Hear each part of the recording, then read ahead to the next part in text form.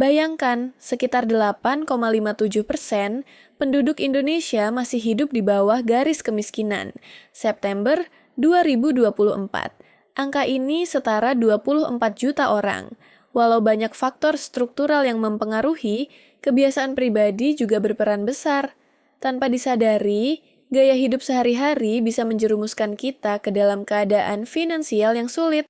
Dalam skrip ini, kita akan membahas kebiasaan-kebiasaan cara menjadi miskin, pola yang sering terjadi di masyarakat, agar kita terhindar darinya. Banyak orang tidak sadar bahwa kebiasaan kecil sehari-hari yang dianggap sepele bisa berdampak besar pada kondisi keuangan di masa depan.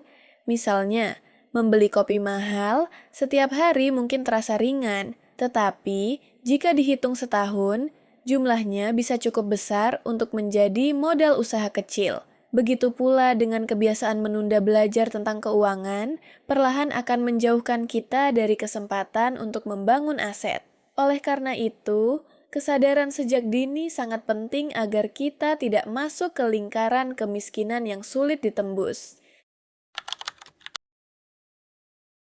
Salah satu jebakan paling klasik adalah gaya hidup boros. Orang yang boros cenderung menghabiskan uang lebih banyak daripada yang diperoleh. Misalnya karena sering belanja barang mewah atau suka jajan berlebihan tanpa perencanaan. BPS bahkan menyebut kemiskinan kultural dipicu oleh gaya hidup malas dan boros. Misalnya, karena ingin tampil mapan, seseorang bisa membeli gadget terbaru lewat cicilan, padahal penghasilan pas-pasan. Pada akhirnya, bukannya kaya, biaya bunga dan cicilan itu menambah beban keuangan. Tanpa menyadari, tabungan habis untuk gaya hidup konsumtif dan krisis finansial menanti di kemudian hari. Fenomena boros ini semakin diperparah dengan budaya pamer di media sosial. Banyak orang membeli sesuatu bukan karena kebutuhan, tetapi karena ingin terlihat keren di mata orang lain. Padahal, memuaskan pandangan orang lain tidak pernah ada habisnya. Semakin sering seseorang mencoba mengikuti tren konsumtif, semakin besar pula jurang yang mereka gali untuk diri sendiri. Ironisnya, kebahagiaan dari konsumsi berlebihan hanya sesaat, sedangkan dampak finansialnya bisa terasa dalam jangka panjang. Kebiasaan buruk berikutnya adalah tidak menabung atau berinvestasi sama sekali. Uang yang hanya diam di dompet atau dihabiskan habis-habisan mudah habis dalam sekejap. Padahal, menabung dan investasi adalah cara membiakkan kekayaan dengan memanfaatkan bunga dan kenaikan nilai aset. Sayangnya, survei menunjukkan hanya sekitar 30,1% orang Indonesia yang menabung secara terencana. Artinya, hampir 70% lainnya tidak punya rencana menabung. Bahkan, 19-28% orang mengaku tidak menyisihkan dana untuk tabungan atau investasi sama sekali. Alhasil, saat ada kebutuhan mendesak atau inflasi, mereka tidak punya bantalan dana cadangan.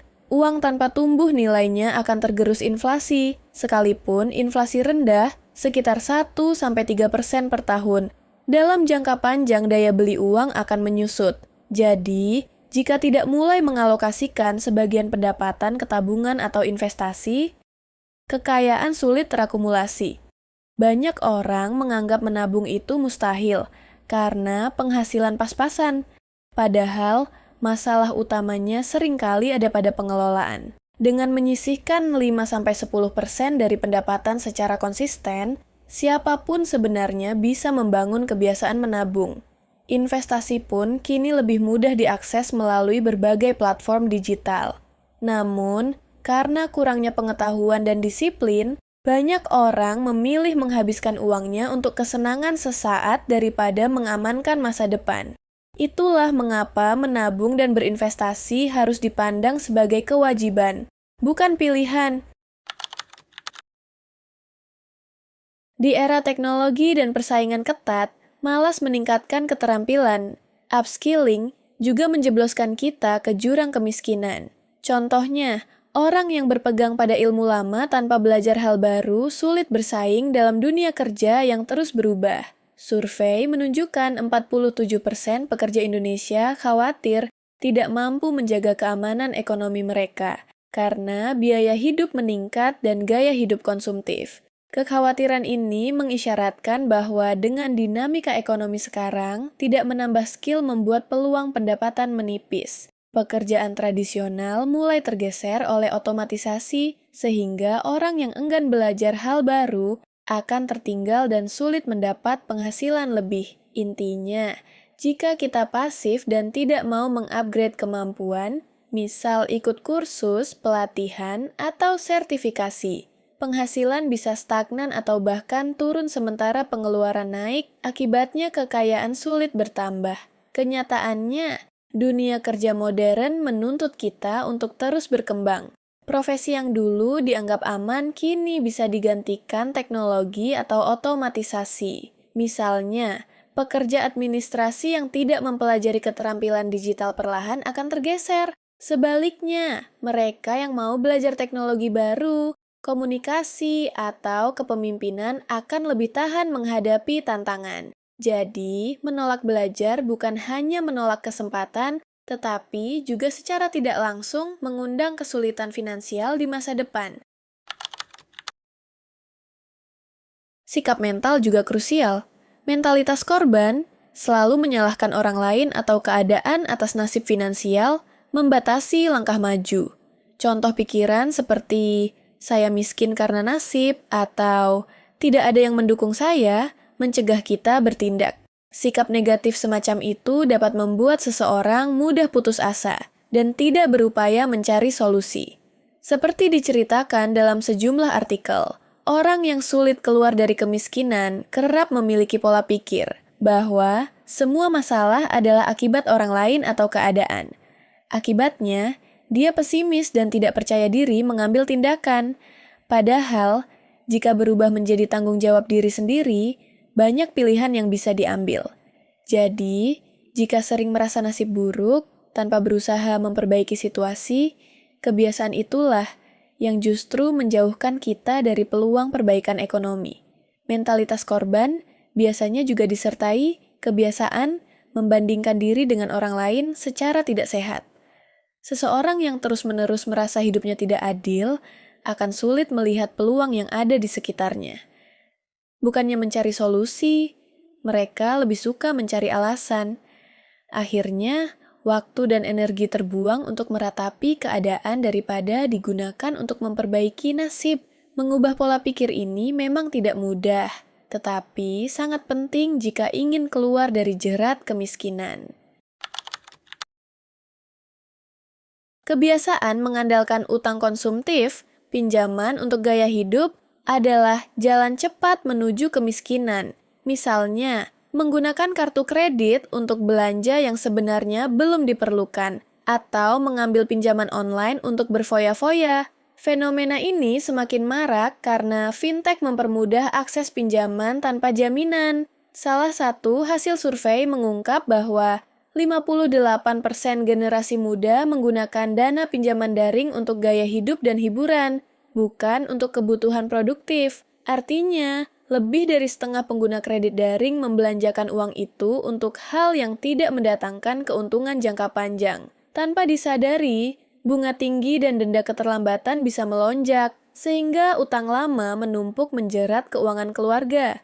Dari cerita nyata, banyak orang muda beralih dari satu pinjaman ke pinjaman lain hanya untuk menutup utang sebelumnya. Akhirnya, utang konsumtif itu meluluh lantakan kesempatan menabung atau berinvestasi. Alih-alih menjadi jalan keluar, utang malah menjadi lubang finansial yang sulit keluar. Lebih parah lagi, mentalitas nanti juga bisa dicicil, membuat banyak orang merasa nyaman berutang. Mereka lupa bahwa setiap cicilan berarti ada beban tambahan yang harus ditanggung bulan depan. Alih-alih merasa lega, setiap bulan gaji yang seharusnya bisa dialokasikan untuk kebutuhan penting malah habis untuk membayar bunga dan cicilan. Jika pola ini terus dibiarkan, seseorang bisa terjebak dalam lingkaran setan utang yang sulit sekali diputus. Mengabaikan pengetahuan keuangan, literasi keuangan, membuat kita rentan mengambil keputusan buruk. Banyak dari kita belum benar-benar memahami cara mengelola uang, bagaimana membuat anggaran, fungsi tabungan, investasi, maupun perbedaan antara utang produktif dan konsumtif. Data terbaru menunjukkan literasi keuangan Indonesia baru sekitar 66%. Literasi konvensional 66,46% di 2025. Artinya, 1 dari 3 penduduk tidak paham dasar-dasar keuangan. Hasil survei SNLIK 2024 bahkan hanya 65,43% literasi. Karena itu, banyak orang tercebur arus pinjaman instan tanpa menyadari risikonya. Sebagai contoh, generasi muda yang aktif di media sosial sering terpengaruh gaya hidup konsumtif namun tanpa pengetahuan menyaring informasi keuangan. Akibatnya, mereka gagal membedakan pinjaman produktif, modal usaha, dengan pinjaman konsumtif. Tanpa literasi, pola pikir utang cepat dianggap solusi saat krisis dan ujungnya jebak utang. Sebaliknya, orang yang paham keuangan akan lebih berhati-hati. Mereka tahu cara menabung, berinvestasi, dan mengelola dana darurat. Jadi, mengabaikan literasi keuangan sama saja dengan berjalan di kegelapan, tak melihat resiko sebelum terlambat. Rendahnya literasi keuangan juga membuat banyak orang mudah terjebak penipuan berkedok investasi. Mereka yang tidak paham konsep dasar return dan risiko cenderung percaya pada janji keuntungan besar dalam waktu singkat. Padahal, skema semacam itu biasanya berujung kerugian.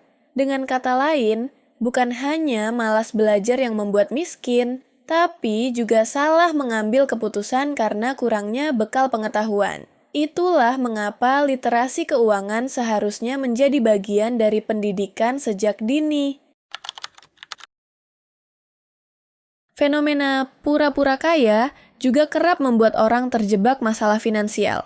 Di media sosial, banyak narasi visual gaya hidup mewah, rumah Instagramable, gadget terbaru, liburan ke luar negeri. Tekanan sosial ini membuat pasangan muda merasa harus tampil berhasil dan mampu mengikuti standar tersebut. Misalnya, seseorang dengan gaji pas-pasan merasa harus memiliki mobil mewah atau kerap nongkrong di tempat mahal agar dianggap sukses. Padahal kenyataannya rekening kering. Untuk menutupi gaya hidup ini, banyak yang memakai fasilitas pay later atau kredit bunga rendah tanpa pikir panjang. Yang terjadi kemudian, mereka meminjam untuk tampil kaya, mencicil barang mewah yang tidak seharusnya dibeli. Sikap ini berbahaya karena seolah-olah mengejar citra di dunia maya, tetapi secara finansial justru menjebak. Ujung-ujungnya bukan prestasi yang didapat, melainkan beban utang yang menggunung. Dengan gaya hidup palsu tersebut, orang lupa menyisihkan uang untuk kebutuhan penting, sehingga semakin sulit keluar dari krisis finansial. Gaya hidup pura-pura kaya ibarat bom waktu. Saat semua terlihat indah di luar, di dalamnya sebenarnya rapuh. Banyak orang terjebak karena ingin diakui lingkungan. Padahal, pengakuan itu tidak memberi manfaat nyata.